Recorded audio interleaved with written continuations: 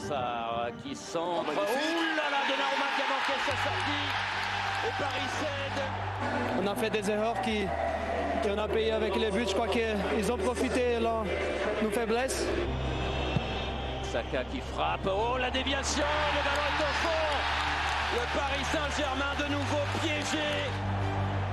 Without goals, it's impossible to win. So, yeah, next time we'll do better. Le PSG est loin d'avoir passé son premier vrai test. Face à Arsenal, les faiblesses parisiennes ont été exposées au grand jour et inquiètent. Ce sont les grandes soirées de Ligue des Champions et on est impatient de voir ce que ce Paris Saint-Germain va donner contre un grand d'Europe, une des meilleures équipes d'Europe, Arsenal, ce soir. À l'Emirates Stadium, Paris devait rassurer après un premier match médiocre contre Gérone face à un bien meilleur adversaire. Mais les Gunners débutent mieux, le positionnement de Calafiori perturbe les Parisiens et permet de trouver des espaces. Calafiori pour Bukayo Saka, ne pas le laisser venir sur son pied gauche et frapper, c'est ce qu'il fait. Saka, ça passe tout près. Sur une nouvelle transition offensive, Arsenal montre plus d'envie, plus de précision et trouve la faille, même à 5 contre 7. Trossard qui centre. Oh là là, Donnarumma qui a manqué sa sortie. Et Paris cède sur ce but de Kai Havertz. 5e but cette saison pour l'Allemand. I didn't even think too much. I just saw the ball, went for it, and was lucky that I was in front of the goalkeeper. Le capitaine parisien vient chercher des consignes auprès de son entraîneur pour enfin trouver des solutions. C'est chose faite côté gauche. Mendes qui s'avance, frappe de Nuno Mendes, oh, qui passe juste à côté, repoussé par le poteau. Mais le latéral parisien commet une faute dans une zone dangereuse. Coup franc bien placé, du pain béni pour Arsenal. Saka qui frappe, oh la déviation, le ballon est au fond. Le Paris Saint-Germain de nouveau piégé. 5e but sur coup de pied arrêté cette saison pour les Gunners, une spécialité. Nous, on avait quand même ici pour faire un bon match. On a parlé aussitôt en début des matchs, c'était compliqué. Et je pense qu'ils ont bouclé le match en première mi-temps avec les 2 buts qu'ils ont fait. Arsenal a parfaitement déjoué la défense en zone des Parisiens avec 5 joueurs partant du second poteau. Statique, Barcola et Marquinhos sont surpris.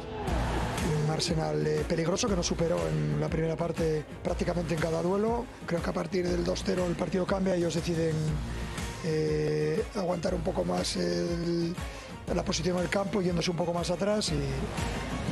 C'est pourtant Arsenal qui se montre dangereux en premier. Oh là là, attention, Kai Havertz qui remet en retrait sur Martinelli. Donnarumma. C'est l'arrêt de Donnarumma par contre. Mais Paris a également des arguments sur coup de pied arrêté. Ballon frappé au premier poteau, déviation, la barre. Paris malheureux. Face à la meilleure défense de Première Ligue de la saison dernière, le PSG s'en remet à des frappes de loin.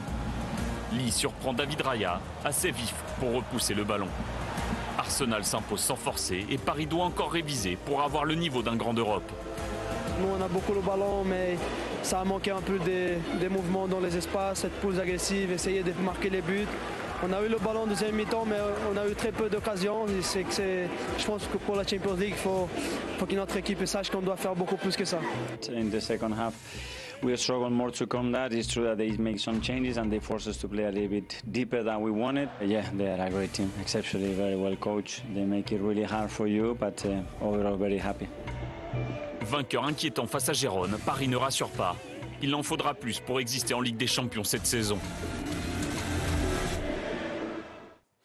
Et on va débriefer cette victoire d'Arsenal, mais on salue Leroy Cabella tout d'abord, qui vient nous rejoindre sur ce plateau. Bonsoir Leroy. Donc, victoire d'Arsenal 2-0 avec début de Kai Havertz et Bukayo Saka, avec à chaque fois des interrogations, Aurélien, sur la qualité des interventions de Luigi Donnarumma, le gardien parisien.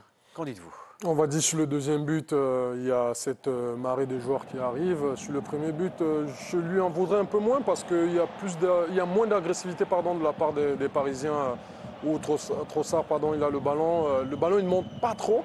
Donc, c'est un peu difficile pour Donnarumma parce que le ballon, il est dans la petite surface. Ouais. S'il ne sort pas, on va le lui reprocher. Il sort, le ballon, il est tellement bien mis que Kai Havertz, il vient du milieu de terrain et coupe dans la défense parisienne. Donc, pour moi, sur ce but, c'est vraiment du 50-50. Par contre, sur le deuxième but, c'est un peu plus difficile. C'est un peu plus difficile ? C'est un peu plus difficile parce qu'il y a une marée de joueurs qui arrivent, mais une fois encore, il doit rester au lieu de se décaler. En tout cas, c'est vrai qu'il a été très décrié sur cette rencontre, Luigi Donnarumma. Bien sûr, on se pose la question de savoir s'il est au niveau de cette Ligue des Champions 2024. Et puis, on a senti que le PSG était friable dans d'autres domaines, et notamment en attaque, puisque l'absence de Dembélé était préjudiciable a priori. Et un joueur comme Nuno Mendes n'a pas suffisamment pesé au niveau offensif. C'est ce que vous allez nous démontrer avec la palette. Oui, parce qu'on entend Marquinhos dire qu'ils ont profité de nos faiblesses, mais pourtant ils avaient des arguments, les Parisiens, pour mettre en difficulté cette équipe des Gunners, pour les faire reculer et pour jouer justement avec les qualités des Parisiens. On voit Nuno Mendes ici, qui est beaucoup trop discipliné. Il n'y a pas assez de joueurs d'Arsenal pour justifier le fait qu'il reste avec ses deux défenseurs centraux.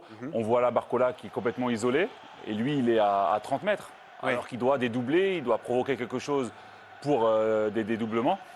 On a vu Calafiori justement de l'autre côté, qui est un défenseur central, se retrouver au cœur du jeu. Et là, pour moi, c'est trop timide. C'est trop timide. On a vu Nuno Mendes virevoltant, mettre du danger. C'est lui qui provoque le but aussi face à Girona il y a de ça 2 semaines. Vrai. Sur la première journée. Et ce qui est paradoxal, c'est qu'à chaque fois qu'il est monté, il a apporté du danger. Il a fait reculer cette défense. Comme on ici, voit Saliba qui ne sait pas trop quoi faire. On le voit là, avec sa vitesse de jambes, arriver au milieu de joueurs d'Arsenal à créer le danger. Mais il l'a fait trop peu, et je trouve que sans Dembélé couloir droit, ils auraient dû insister sur ce couloir gauche. Barcola, Mendes, pour moi, ça doit être le pendant d'Hakimi, Dembélé quand il n'est pas écarté. Et pour moi, il aurait dû faire un match total contre une grosse équipe d'Arsenal.